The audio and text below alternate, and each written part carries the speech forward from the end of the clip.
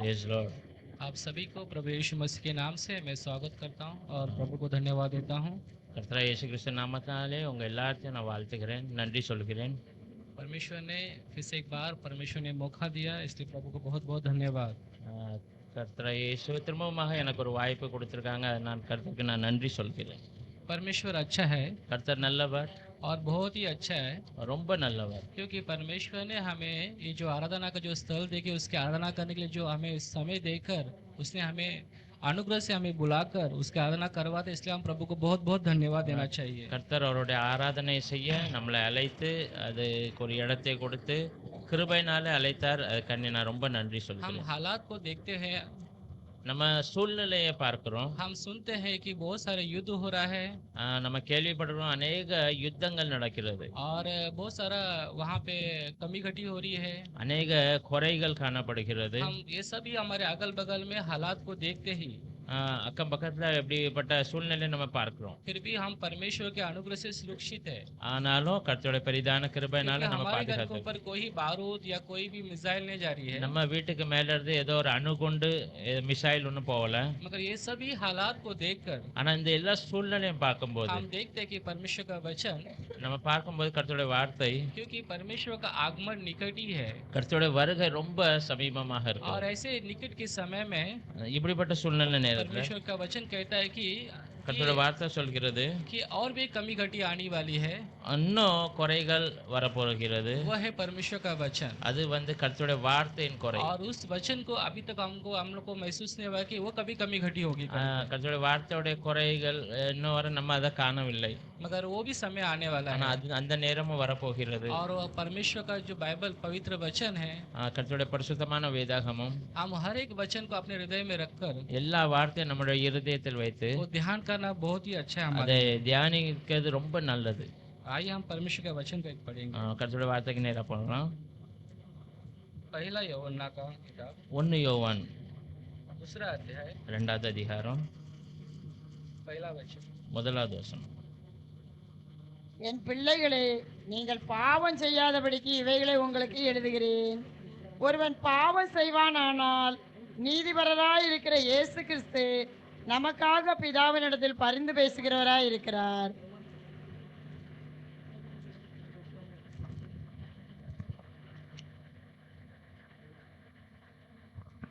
हे मेरे बालकों, मैं ये बातें तुम्हें इसलिए लिखता हूँ कि तुम पाप न करो, और यदि कोई पाप करे तो पिता के पास हमारा एक सहायक है, अर्थात धर्मी यीशु मसीह। आइए हम इस वचन के लिए हम प्रार्थना करेंगे। இந்த வார்த்தைக்காக நம்ம ஜெபிக்கலாம். हे हमारे अच्छे पिता, நல்ல அன்புள்ள தகப்பனே, सुबह के समय में परमेश्वर இந்த அதிகாலை நேரத்தில் ये जो ஏசப்பா आपने कलाम दिया है, இந்த வார்த்தையை எங்களுக்கு प्रभु கொடுத்திருக்கிறீர். ये कलाम, प्रभु यीशु ये वचन, प्रभु आप इसकी महिमा है, प्रभु इसमें இந்த வார்த்தையோட மகிமை ஏசப்பா நீங்க தான். प्रकट होने के लिए प्रभु आप हमें सहायता कीजिए। வெளிப்படுத்த எங்களுக்கு கிருபை தாங்க. मेरे जबान को परमेश्वर प्रभु आपके हाथों में देते हैं। என்னுடைய நாவை உம்முடைய கரத்தில் நான் தருகிறேன். परमेश्वर आप प्रकट होइएगा, நீங்க வெளிப்படுங்கப்பா. आपकी आवाज सुनेगा परमेश्वर, உம்முடைய வார்த்தையை நாங்க கேட்கணும். मनुष्य की आवाज नहीं परमेश्वर, மனுஷனோட சத்தம் அல்ல, आपकी आवाज गूंजे परमेश्वर, உம்முடைய சத்தம் கேட்கட்டும். आपकी महिमा हो உம்முடைய परमेश्वर। மகிமையாகட்டும். ये प्रार्थना खुदावंद यीशु मसीह के नाम से இந்த ஜெபத்தை ஏசப்பா உம்முடைய நாமத்தில் நாங்கள் ஏறெடுக்கிறோம். हालेलुया। அல்லேலூயா. इस पहला अध्याय में यूहन्ना का पत्री पहला अध्याय दूसरा अध्याय में जो वचन जब ने पढ़ा, இந்த 1 யோவான் 2வது அதிகாரத்துல முதலாவது வசனம் வாசிக்கும் போது क्योंकि वो लिखता है, அவர் எழுதுகிறார், हे बालकों, ஹே சிறு பிள்ளைகளே, मैं तुम्हें ये बात इसलिए लिखता हूँ, நான் இந்த வார்த்தையை உமக்கு எதுக்காக எழுதுகிறேன்னா, तुम पाप मत न करो, நீங்க பாவம் செய்யாதிருங்கள், कोई पाप न करे, யாரும் பாவம் செய்ய வேண்டாம். पिता के पास एक सहायक है, ஏன்னா கர்த்தருடைய சமூகத்தில் ஒரு தேற்றரவாளன் உண்டு. अर्थात ஆஹ், धर्मी यीशु मसीह। அவர் இயேசு கிறிஸ்து. हालेलुया। அல்லேலூயா. यहाँ पे लिखा है कि सहायक, நம்ம இங்க எழுதப்பட்டிருக்க இந்த தேற்றரவாளன். बहुत सारे बाइबल में इसको अर्थ अलग अलग लिखा गया है। அநேக வேதாகமத்துல வேற வேற மாதிரி इस எழுதியிருக்கு. वचन को हम जैसा चाहे वैसा हम स्वीकार सकते हैं। இந்த வார்த்தை நம்ம எப்படி வேணுமோ அப்படி நம்ம वो ஏற்றுக்கொள்ளலாம். हमारा एक सहायक है, நமக்கு அவர் உதவியாளர். अर्थात वो यीशु मसीह। ஆனா அவர் அதான் இயேசு கிறிஸ்து. वो सहायक அவர் உதவியாளராக वो सहायक भी है, உதவியாளராக இருக்கிறார். वकील भी है நமக்காக பரிந்து பேசுகிறவராக और एक இருக்கிறார். मध्यस्थ भी है நமக்கு நடுவராக இருக்கிறார். और एक परमदाता भी है நீதிபதி இருக்கிறார். और एक साधवन दाता भी है. தேட்டரவாளனாகவும் இருக்கிறார். तो ये जैसा चाहे वैसा हमको इस वचन के द्वारा हम स्वीकार सकते இந்த हैं. வார்த்தை எப்படி வேணுமோ நம்ம அதுக்கு ஏத்தாப்புல நம்ம आज ஏற்றுக்கொள்ளலாம். हम विशेष करके देखें कि मध्यस्थ, இன்னைக்கு நம்ம விசேஷமாக பார்க்க போறது வந்து ஒரு நடுவராக. ये मध्यस्थ, இந்த நடுவர் ये मध्यस्थ कौन होता है நடுவர் யாரா இருப்பாங்க? और ये इसका काम क्या है அவருடைய வேலை என்ன? और किस तरह से वो हमें सहायता करता है. எப்படி அவர் நமக்கு உதவியாக हम காணப்படுகிறார்? उदाहरण अर्थ देखेंगे, एक वकील ही पकड़ेंगे. உதாரணமாக நம்ம ஒரு வக்கீலை अगर எடுத்துக்கொள்ளலாம். कोई भी एक गुनाह करने वाला व्यक्ति अगर पकड़ा जाएगा, ஒரு பாவம் செய்த மனிதன் அங்க பிடிக்கப்பட்டான். वो पहले जाके अपने आप को वो वकील के पास सौंपता है முதலாவது அவன் போய் அந்த வக்கீல்கிட்ட போய் அவன் அர்ப்பணிச்சிருந்தான். और वो पहला बोलता है कि उसका हालत उसको बता देता है. அவனோட எல்லா சூழ்நிலையும் அங்க அவன் அறிக்கை செய்கிறான். और वो वकील उसके द्वारा वो क्या है, वो लड़ता है उस न्यायालय में उसके लिए छुड़ाने के लिए उसको वकालत करता है. அந்த வக்கீல் நியாயாதிபதி முன்பதாக அவனுக்கு அதுக்கு ஏத்தாப்புல அவனுக்காக பரிந்து பேசுகிறார். और वो कैसे भी करके उसको छुड़ाना चाहिए रहता है, எப்படியாவது அவனை அதுல இருந்து மீட்டு கொள்ள பிரயாசப்படுகிறார். कि उसके लिए वो उसकी तरफ से वो बात करता रहता है. ஏன்னா அவனுக்கு சார்பாக அவர் அங்க பேசிக்கிட்டு हम இருக்கிறார். इस संसार के अंदर இந்த उலகத்துல हम काम की जगह पे வேலை ஸ்தலங்கள்ல इधर भी जाएंगे तो हम सोचते हैं कि हमारे तरफ से कोई तो एक रिकमेंडेशन या कोई तो हमारा तरफदारी करने वाला कोई व्यक्ति होना எங்க चाहिए. போனாலும் நம்ம யோசிப்போம் நம்மளுக்காக யாராவது பரிந்து பேசி ஏதோ ரெக்கமெண்ட் பண்ணா நல்லா இருக்கும் क्योंकि அப்படின்னு. उसके द्वारा हम सोचते हैं कि उसके द्वारा हमें उस सामने वाले से हमें अनुग्रह मिल जाएगा और वो जगह मिल जाएगा. நம்ம என்ன யோசிப்போம், அதன் மூலமாக பக்கத்துல இருக்கிறவங்ககிட்ட இருந்து நமக்கு ஒரு கிருபை ஒரு ஒரு நல்ல பேரு கிடைச்சிரும் அப்படின்னு. हालेलुया. அல்லேலூயா. ये मध्यस्थ यीशु मसीह இந்த மத்தியஸ்தராக காணப்படுகிற இயேசு वो கிறிஸ்து हमारे लिए मध्यस्थ बना. நம்மளுக்காக தான் அவர் வந்து அந்த மத்தியஸ்தராக हम ஆகினார். देखिए वो हमारे लिए वो सहायक बना. நம்மளுக்காக அவர் ஒரு ரட்சகராக காணப்படுகிறார். हर समय वो हमें सहायक करता है எல்லா நேரத்திலும் அவர் நம்மளை और ரட்சிக்கிறார். हमेशा वो हमारा मध्यस्थ बनता है எல்லா வேலையிலும் அவர் நமக்கு ஒரு और हमेशा वो हमारे तरफ से तरफदारी करता रहता है. எப்போதும் எல்லா நேரமும் நமக்காக பரிந்து பேசிக்கொண்டே இருக்கிறார். क्योंकि जब भी हम अपने आप को समर्पण करते हैं, எப்போ நம்மளே அவர் முன்பதாக தாழ்த்தி நம்மளை वो கொடுக்கிறோம், हमारे तौर से हमसे बातें करता है. அவர் நமக்காக அங்க பேசுகிறார். वो हमारे गुनाहों को, हमारे पापों को वो देखता नहीं, நம்முடைய பாவத்தை நம்முடைய அதர்மத்தை அக்கிரமத்தை அவர் காண்பதில்லை. सिर्फ वो यही देखता है कि वो मेरे पास आ चुका है அவர் இது மாத்திரம் தான் பாக்குறாரு, அவன் எனக்கு முன்பதாக வந்து விட்டான். और वो मेरे तरफ से उसके मन की बात बता दिया करके. எனக்கு முன்பதாக அவனுடைய மனசுல உள்ள எல்லாத்தையும் அவன் சொல்லிவிட்டான்.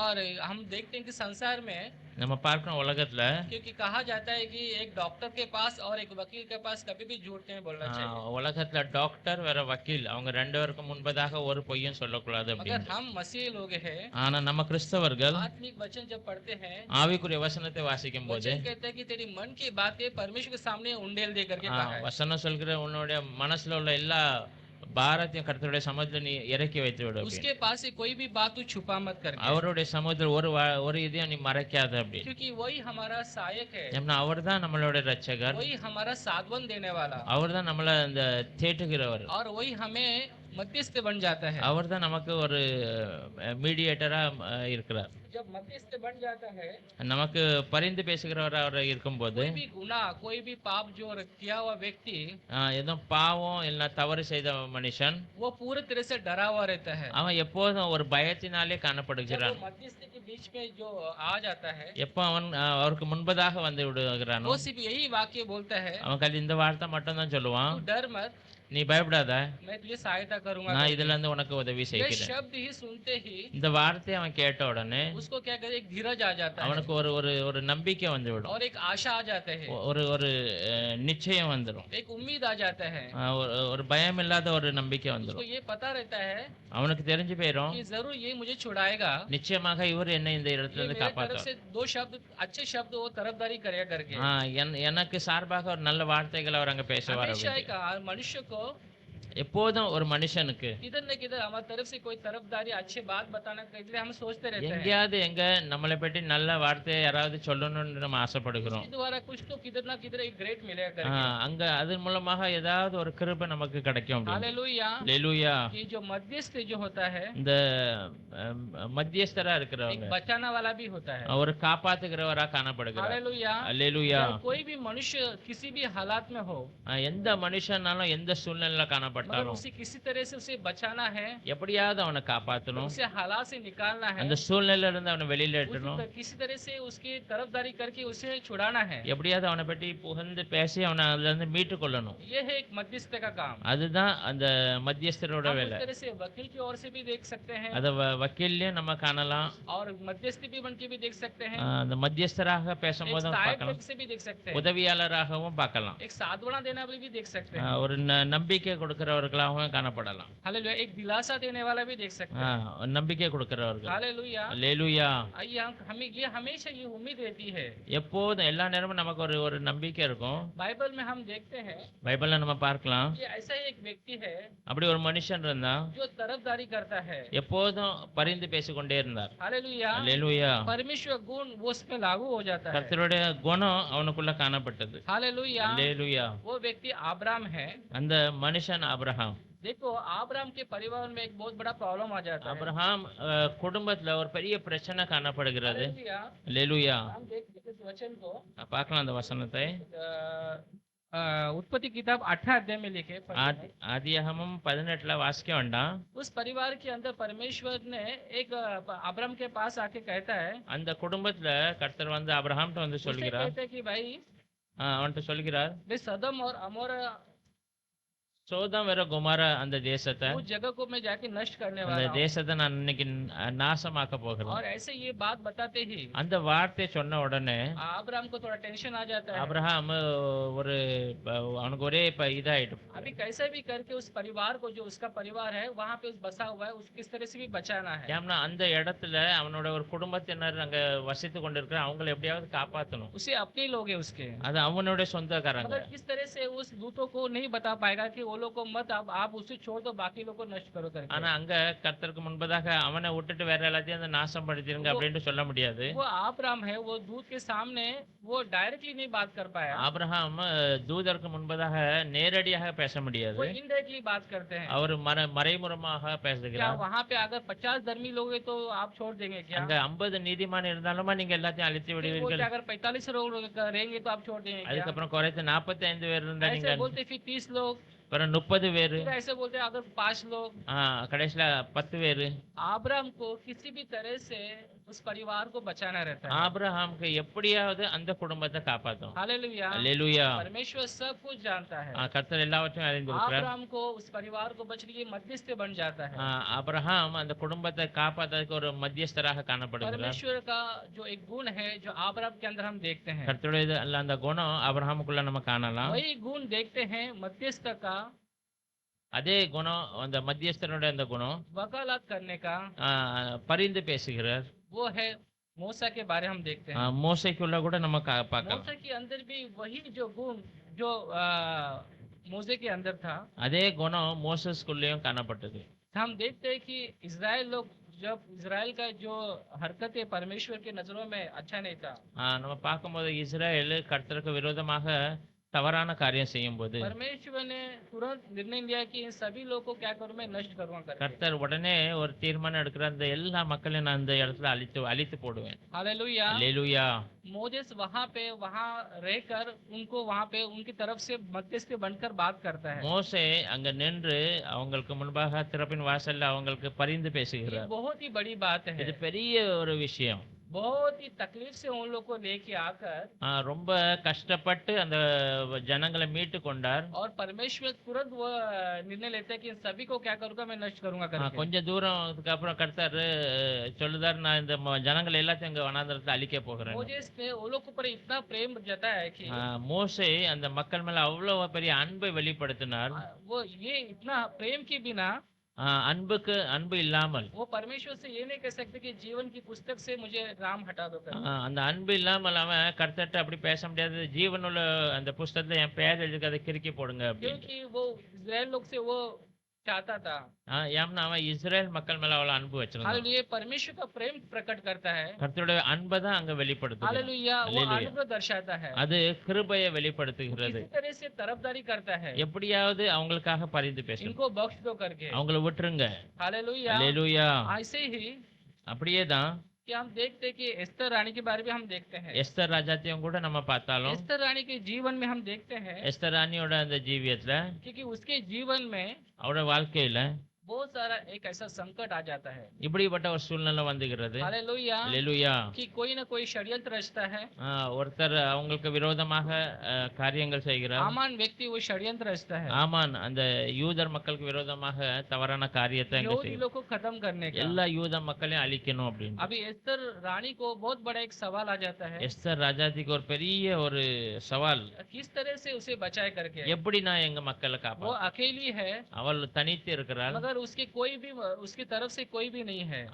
அவளுடைய பக்கத்தில் யாரும் காணப்படவில்லை. परमेश्वर का गुण उसके अंदर देखते हैं, கர்த்தருடைய அந்த குணாதிசயங்கள் चाहे அவளுக்குள்ள कुछ भी காணலாம். हो जाए, चाहे मुझे मरना भी पड़े, என்ன நடந்தாலும் பிரச்சனை இல்லை, मगर நான் मैं மறித்தாலும் यहूदी लोग को बचाऊंगा करके। நான் என்னோட மக்களை காப்பாத்துவேன். हालेलुया। அல்லேலூயா. परमेश्वर भी ऐसा है, उसका गुण है, கர்த்தருடைய குணமும் அதே वो மாதிரி अपने தான். आप को देखकर, அவர் நம்மளை பார்த்து उसके बहुमूल्य लहू देखकर அவருடைய வெளியேற பெற்ற ரத்தத்தை கொடுத்து परमेश्वर के लोगों को, अपने लोगों को बचाता है। கர்த்தருடைய அவருடைய மக்களை அவர் காப்பாற்றலாம். एस्तर रानी के राजा के सामने, எஸ்தர் ராணி ராஜாக்கு முன்பதாக कि कोई भी राजा के सामने आज्ञा के बिना, इसको हाँ। बुलाए बिना नहीं जा सकता। யாருமே ராஜா கூப்பிடாம அவங்க முன்பதாக போக முடியாது. मगर एस्तर रानी ने निर्णय लिया रहता है, ஆனா எஸ்தர் ராணி அதை அதை உறுதிப்படுத்துகிறார். कुछ भी हो जाए, என்ன நடந்தாலும் பிரச்சனை இல்லை, आज्ञा का उल्लंघन हो जाए, அவருடைய வார்த்தைக்கு விரோதமாக போனாலும் मैं फिर भी जाऊंगी। நான் எப்படியும் அவர் முன்பதாக क्योंकि போவேன். किसी भी तरह से यहूदी जो अपने लोग हैं, मेरे लोग हैं, ஏன்னா எப்படியாவது என்னோட மக்களை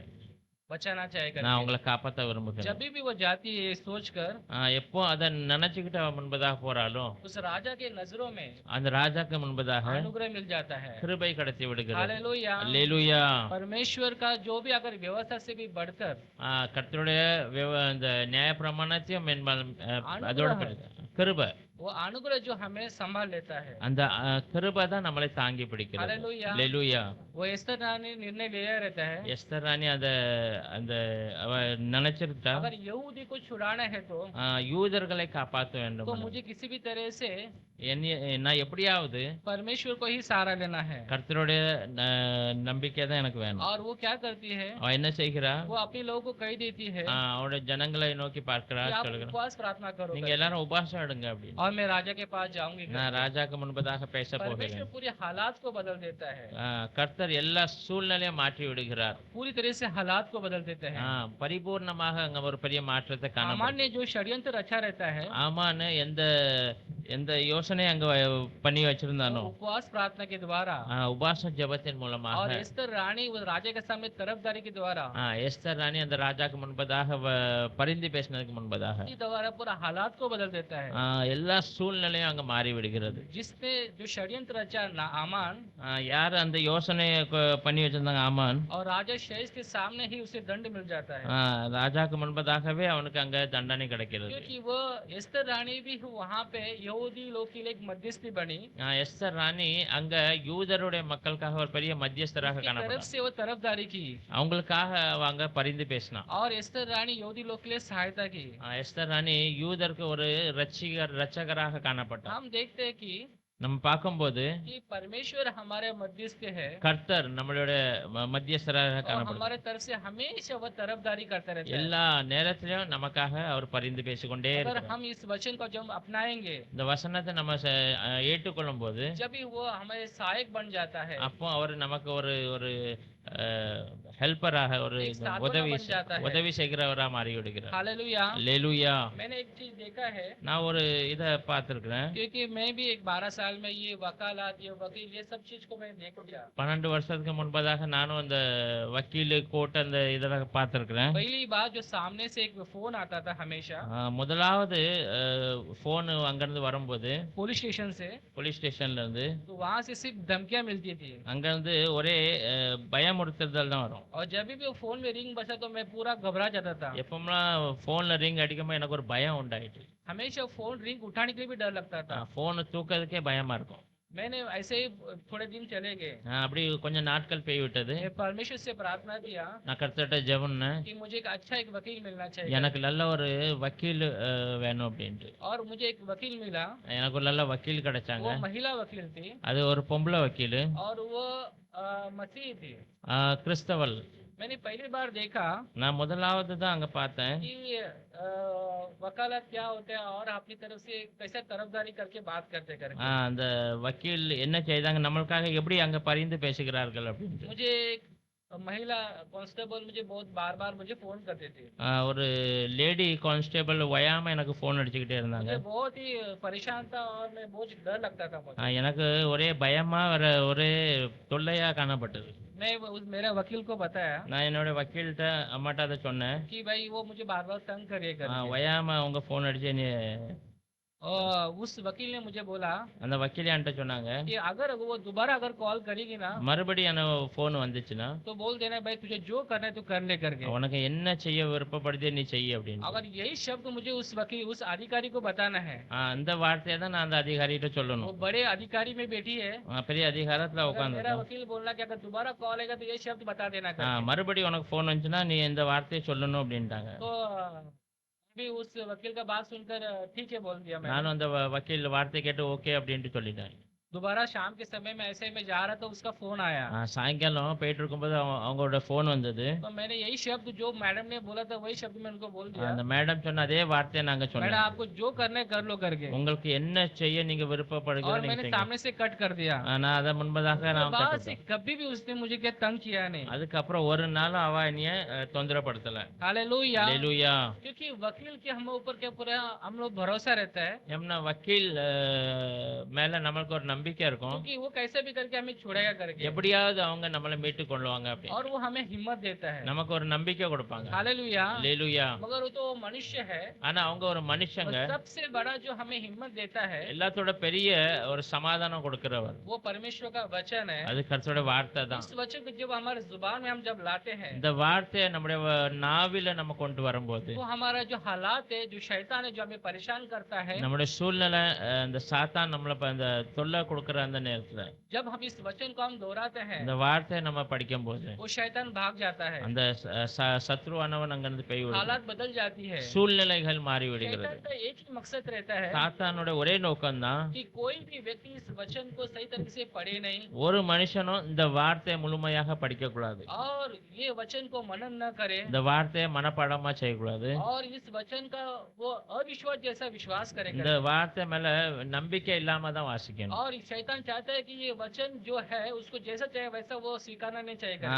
சாத்தான் நினைப்ப அந்த வார்த்தையை அவன் அப்படியே அதை அங்கீகரிக்க கூடாது. ये वचन परमेश्वर है, ஆனா கர்த்தர் வார்த்தை கர்த்தராக और इस இருக்கிறது. वचन के द्वारा परमेश्वर मनुष्य को जिलाता है वो, இந்த வார்த்தை மூலமாக தான் கர்த்தர் மனுஷனை உயிர்ப்பிக்கிறார். क्योंकि वो उसमें आशा है, उम्मीद है। இதுக்குள்ள ஒரு நம்பிக்கை இருக்கிறது, ஒரு वचन के द्वारा परमेश्वर हमसे बात करता है। வார்த்தையின் மூலமாக தான் கர்த்தர் நம்மகிட்ட பேசுகிறார். वचन को हम जिस तरह से स्वीकारेंगे वैसा हो जाएगा, வார்த்தை நம்ம எப்படி ஏற்றுக்கொள்கிறோமோ அப்படியே நம்ம வாழ்க்கை மாறிவிடும். जैसा चाहे वैसा हो जाएगा। எப்படி நினைப்போமோ அப்படியே மாறிவிடும். परमेश्वर का वो प्रॉमिस है, இது கர்த்தருடைய வாக்குத்தத்தம். क्योंकि वो हमारे तरफ से तरफदारी करता है। அவர் நமக்காக பரிந்து वो பேசுகிறார். कभी भी वचन कहता है कि जिसने भी उसे देखा है, वाट- उसको पुकारा है, வார்த்தை சொல்கிறார், யாரெல்லாம் அவரை நோக்கி கூப்பிட்டார்களோ कभी भी लज्जित होता नहीं ஒரு है, நாளும் வெக்கப்பட்டு कभी போனதில்லை, लज्जित नहीं होता ஒரு है। நாளும் வெக்கப்பட்டு போனதில்லை. हालेलुया। அல்லேலூயா. वो उल्टा और वो यही कहता है அவர் வேற என்ன சொல்லுகிறார்? कि भाई तुम परख कर देखो நீ करके, என்னை சோதித்து பார் क्योंकि அப்படின்னு. मैं कैसा हूँ, अच्छा हूँ, भला हूँ करके तू मुझे चक्के देख करके कहता நான் है। எப்படிப்பட்டவன் அப்படின்ட்டு நீ என்னை ருசித்து பார். ये परमेश्वर का एक वादा है करके। இது கர்த்தருடைய ஒரு நம்பிக்கையான வார்த்தை. परमेश्वर का हर एक वचन हमें सहायता करता है, கர்த்தருடைய ஒவ்வொரு வார்த்தையும் நமக்கு ஒரு உதவியாக हमारे காணப்படுகிறது. मध्यस्थी बन जाता है, நமக்கு ஒரு மத்தியஸ்தராக हमारी तरफ மாறிவிடுகிறார். से तरफदारी करता है, நமக்காக பரிந்து பேசுகிறார். हमें हिम्मत दिलाता है, நமக்கு நம்பிக்கை கொடுக்கிறார். हमारा जो डर की आत्मा निकाल देता है। நமக்குள்ள அந்த பயத்தின் ஆவி எடுத்து போடுகிறார். परमेश्वर जीवित है। ஏன்னா கர்த்தர் உயிரோட இருக்கிறார். हालेलुया। அல்லேலூயா. हम और एक वचन पढ़ेंगे இன்னொரு வார்த்தையை வாசிக்கலாம். कि यूहन्ना का किताब, யோவனுடைய சுவிசேஷ यूहन्ना का புஸ்தகம் सुसमाचार 14 14 अध्याय 16वां वचन। 14வது அதிகாரம் 16வது வசனம்.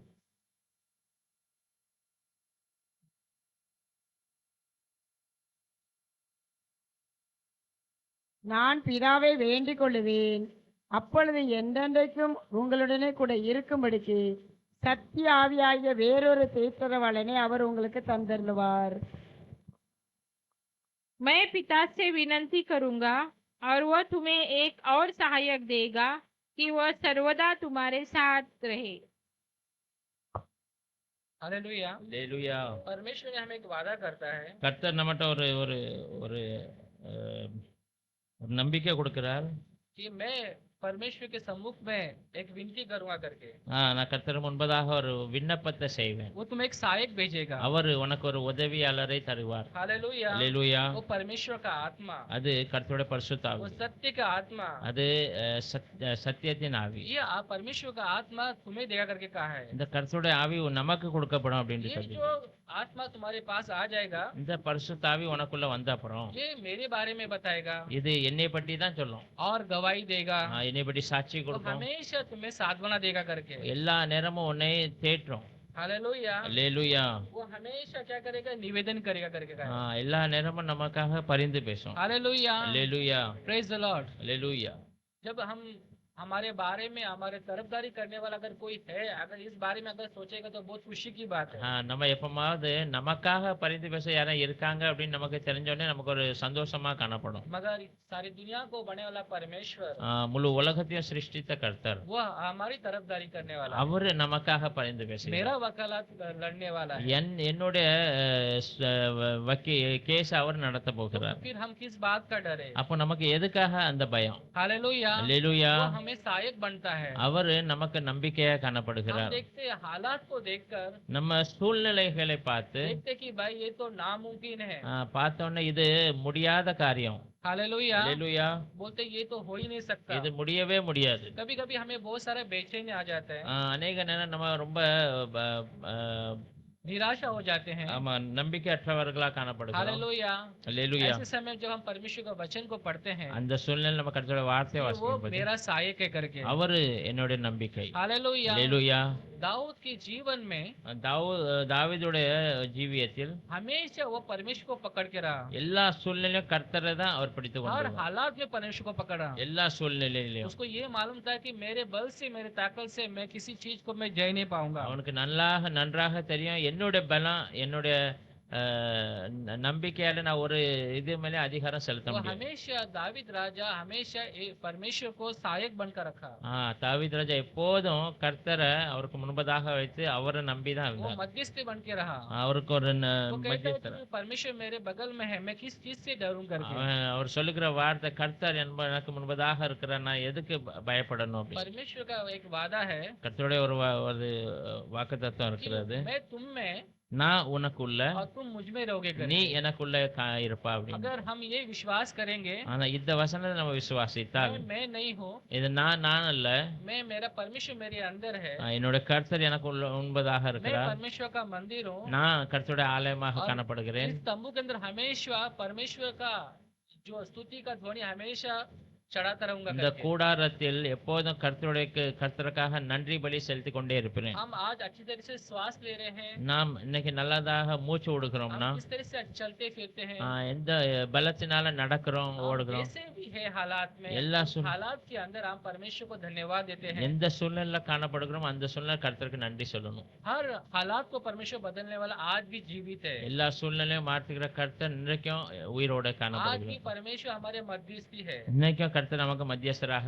வேலை செய்கிறார். वचन पढ़ेंगे, ஒரு வார்த்தையை வாசிக்கலாம். पहला तीमुथियो किताब 1 தீமோத்தேயு दूसरा अध्याय 2வது அதிகாரம் 4 और 5। 4, 5.